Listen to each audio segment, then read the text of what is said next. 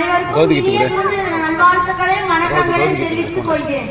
கண்ணீர் விட்டா வளர்த்தோம் சர்வேசாயி பயிரை கண்ணீரால் காத்தோம் கந்தத்தில் உடனே என்ற மகாகவி பாரதியின் அவர்களுக்கு ஏற்ப நமது சுதந்திரமானது எல்லாரும் கிடைக்கவில்லை, உதிரத்திலும் உயிர் தியாகத்திலும் கிடைத்தது. அந்நிய ஆதிக்கத்தில் அடிமைப்பட்டு கிடந்த நாம் இன்று அச்சமின்றி வாழ்வதற்கு நாம் தியாகிகள் பெற்றுத்தந்த சுதந்திரம் தான் காரணம். இன்று ஆகஸ்ட் 15 நமது 78ஆம் சுதந்திர தினத்தை கொண்டாடுவோம்.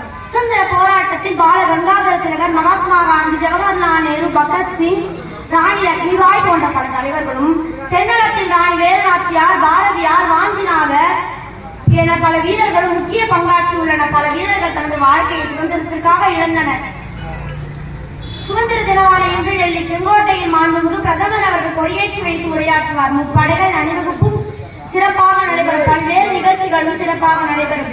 மேலும் சுதந்திர போராட்ட தியாகிகளின் பெயர்களில் விருதுகள் அறிவிக்கப்பட்டு பல்வேறு துறையில் சாதனை புரிந்தவர்களுக்கு வழங்கப்படும்.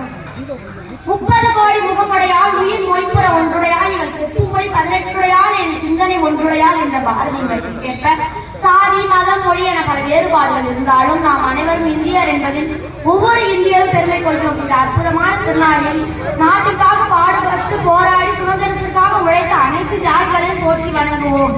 நன்றி, வணக்கம்.